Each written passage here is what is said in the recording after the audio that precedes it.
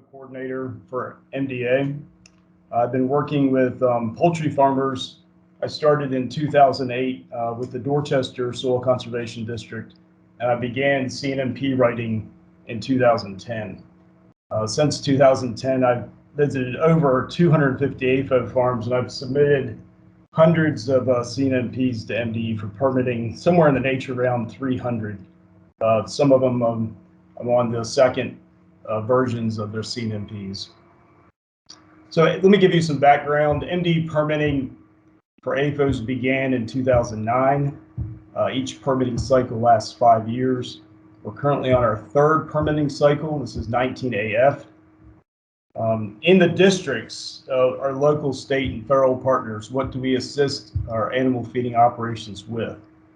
And this is very comprehensive, and we really do our best to help our farmers and cooperators. We aid with the submission of the required documents, NOIs, transfers, and withdrawals. We write and submit CNMPs. We assist with BMP cost share with federal and state. We assist with compliance issues. We coordinate with MDE, EPA, and MDA nutrient management. And we do a lot of support in conjunction with an education with University of Maryland Extension. So next slide. Let me give you some background on the AFO process. First, the farmer's our customer. If they decline our assistance, please don't, brush them off. Please be polite and indicate that if they ever need help, to please encourage them to reach out. That we're always available for them. AFOs in Maryland. We have Maryland livestock operations with confinement fall into 3 basic categories. We have AFOs, MAFOs, and CAFOs. AFO is basically any active commercial animal operation that has 45 days of confinement. This includes small farms. Generally, smaller operations are AFOs only, but there can always be exceptions. MDE can bring someone into the permit process. That generally does not happen, but nobody is completely exempt necessarily. A MAFO, a Maryland Animal Feeding Operation designation, is not very common. It's generally a large operation that meets a certain flock size or a large size for dairies and does not have the potential to discharge into outlet waters or regulated wetlands. CAFO, this is our most common designation. It's generally a poultry operation with over 37,500 birds or a dairy that has over 200 animals, and it has the potential to discharge to regulated waters or wetlands. MDE regulatory CAFO farms, generally we're looking at, we have in Maryland about over 500 poultry operations that are CAFOs, and we have other livestock only around 20, dairy, beef, hog, and horse. Most poultry operations on the Eastern Shore are CAFOs. Most dairy operations do not meet the animal requirements. So we have about 340 dairies in Maryland. Only, I believe, 17 are designated, regulated by MDE. Okay, next slide. This is the MDE AFO sizing chart. I've pointed out the 2 main animal types that you come in contact with probably the most. The first one being dairy cattle. So in order to be regulated, the registration by MDE, you have to have more than 200 animals for the most part. In chickens, you really need to have over 37,500 animals to be for registration in under the MDE permit. And next slide. So the planning process, visiting an animal operation. In general, to highlight, the main thing is be prepared. And it sounds simple, but I'll be honest with you, I've been in a number of occasions where, I was the only one that had a map, for instance. And it's very important, especially for a new planner, to be prepared and to visit with an experienced planner or technician. And do your research. Please do your homework. Don't visit blind. Be prepared. Know what operation, where are you going?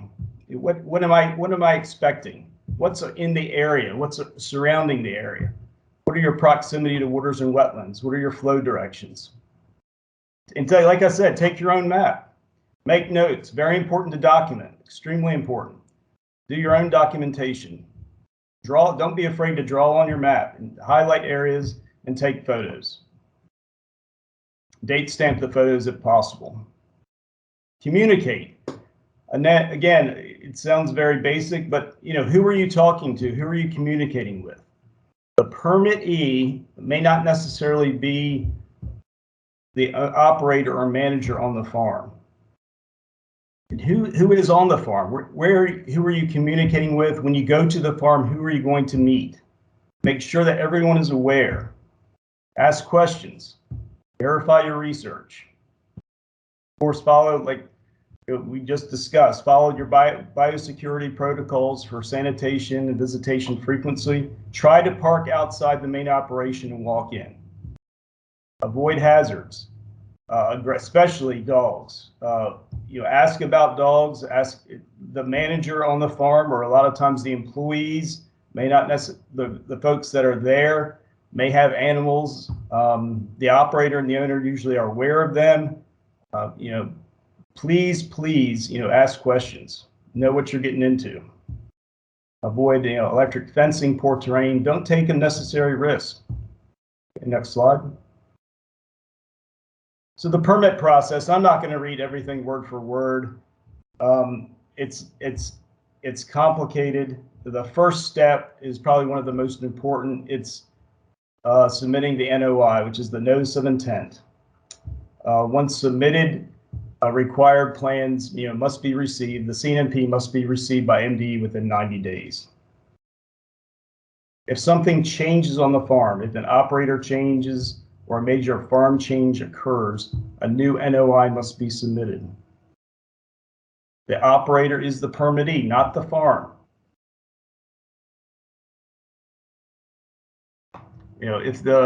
And we get into a situation where if management changes to an LLC or a corporation and the operator wants the LLC to be the permittee, a new NOI must be submitted. And this can get complicated, I'm not going to lie. You can verify business name and the business entity at that search link right there. All documents must match. The most important part of the process is to know how the operator wants to be permitted. Do they want to be permitted under their LLC or under their full legal name? And then from that point, everything should carry that exact name or that exact corporation. All the paperwork. Submitting the NOI is not easy. There's a lot of information on there that a lot of operators are not going to be able to find themselves, and they're going to need assistance. MDE will accept the NOIs and other paperwork via email, and we can assist with that. Fees to MDE do not transfer. And once the NOI is submitted, the permittee will be invoiced by MDE. Okay, next slide.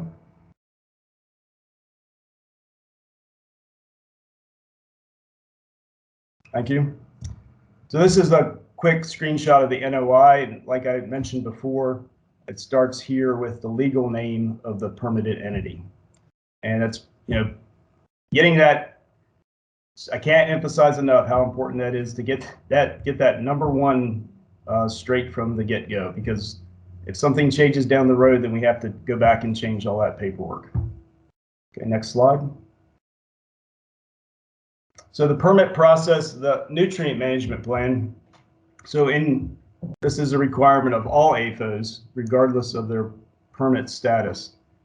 I quote there about the Maryland law requiring farmers grossing $2,500 a year or more, or producing over 8,000 pounds of animal live weight to follow their nutrient management plans and have a nutrient management plan. So all commercial animal operations that meet that statement above must have an current NMP. It must be current. New operators must submit a new plan reporting form to MDA once the nutrient management plan is acquired. NMPs for no-land operations are good for 3 years. Most no-land NMPs are written by University of Maryland Extension consultants, and they are very helpful and can assist for no-land operations. Multiple farms can be in the same NMP. You do not have to get a separate NMP for if you have multiple operations. Generally, when no site visit is generally required, and the nutrient management plan writers do not visit the farm. They just have detailed conversations with the permittee. Okay, next slide. So this is the new plan reporting form, a screenshot of that for new operators. And University of Maryland Extension and the districts do assist in helping the permittees and operators fill this out and submit it. Okay, next slide. So the CNMP process is a comprehensive nutrient management plan. So the NMP is a part of the CNMP and is generally in section 4. Stages of this process, we have to have a valid NMP before the CNMP can be completed. So that's one of your first steps after the NOI is submitted. Like I mentioned before, you can go to University of Maryland Extension, or you can use a private consultant.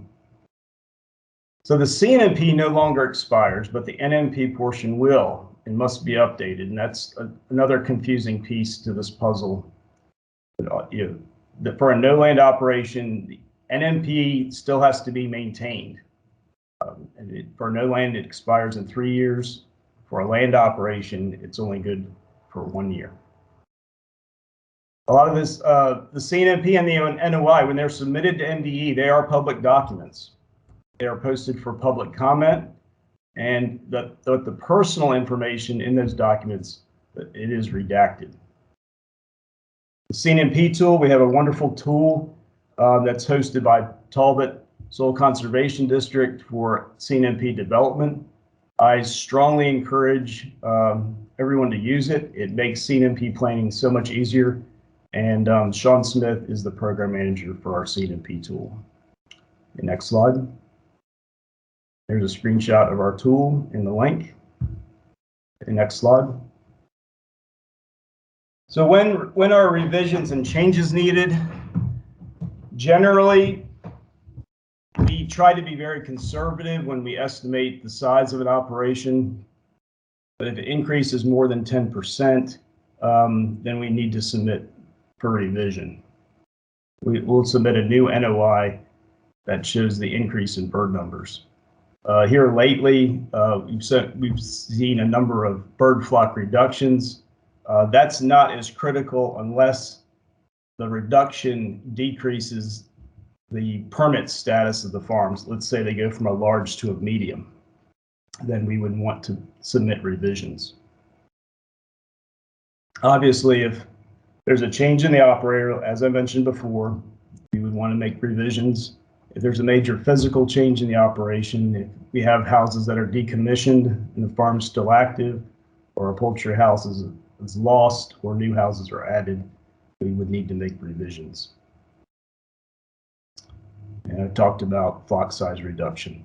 If the flock size reduces below 37.5, then the farm has the potential to withdraw, and we can assist with that process. It would go down to a small category, and small operations, as I mentioned, do not have to be permitted. Okay, next slide. So the farmer record keeping, the following records are required and must be current. Very important. Manure management records. So any movement of manure from the facilities, liquid or solid, any movement, even on the farm or off the farm, should be documented. The farms must have a manure analysis. Very important. And even if you're exporting all your manure, the permittee, your farmer, still needs to have an analysis. Mortality records, inspection records, all required by NDE. Weekly manure shed, composter, and liquid storage records. Daily waterline records. That's a new one for this permit. Weekly wastewater and stormwater inspection records. This is new as well. We have to, The farmer has to keep track of and inspect weekly the swales, culverts, and ponds and everything associated with stormwater on their farm. We do have a new record keeping guide. Next slide. There's a copy of that. MDA has printed we have quite a few of these available, and they're very, very helpful, and it keeps the record keeping organized and makes things much easier for the permittee, the operator. And next slide. So here's some basic acronyms. As it was discussed earlier in previous presentations, the acronyms are often a foreign language to a lot of our operators. As I've probably already said 100 of them in this presentation, but our farmers don't know a lot of this, and so it's be mindful of that. The one that's probably one of the most confusing is the AI number. That's the MDE agency interest number, and that number is a unique number. When the NOI is submitted to MDE, the farm is given that number. That number stays with the farm. Even if the farm is sold or management changes, that number will stay with the farm. Okay, next slide. So site visit resource concerns. When you go out to visit a farm, what are the main resource issues that you're going to run into? So for a dairy, it's the capacity to store your liquid waste, making sure that clean water is separated from dirty water, the concentrated areas of feeding and watering area, those areas where, especially in the winter, where animals are concentrated, exclusion areas for fencing, especially near regulated waters, and proper operation and management of the existing BMPs. For a poultry operation, your main resource issues would be that you would run into proper composting, manure shed problems, depressions, damage, concrete HUA cleanliness. A lot of the legacy farms, you're going to be aware of the proximity to outlet waters or wetlands, and be aware of potential for backups with drainage from blocked or culverts or damaged culverts, which happens quite a bit when you have large trucks on the farm. Next slide. So here's some photos of some, site problems. Upper left, you have poor composting issues with seepage from a situation where there was not enough carbon. We have a farm with no HUAs. We have a pasture situation with a large gully coming through. We have a manure shed with a large depression and that needs to be taken care of, and damage to the structure. We have a dairy farm that does not have any guttering, and there's flow out of the feedlot area. And we have general operation and maintenance, poor operation and maintenance of an HUA, lack of cleanup. Next slide. And we have some good pictures too. We've come a long way. I'll be honest, since I've been visiting farms since 2008, 2009, it's amazing what our farmers have done and what they've achieved, and the assistance that MDA and NRCF have provided, to get BMPs on the ground has been a huge success. It really has. So the photos I showed before, a lot of those photos were taken, historical photos that honestly, we don't see a lot of that anymore. 95% of our farms are very well kept, very well maintained farms. The next slide. So questions, I'm always available to help. Please call me if anyone needs assistance or needs clarification with anything on this process, or if you run into any situations where you may just need some help with. I'm happy to help you and your customer. I want to thank Stacy Guyton and Caleb Snyder for some help with the dairy operations and knowing what to expect on those. And I can take any questions if anyone has any, or thank you for this opportunity. Thank you, Steve. Thanks, Colin. That was a good presentation. A lot of practical information there too. Anybody have any questions for Colin?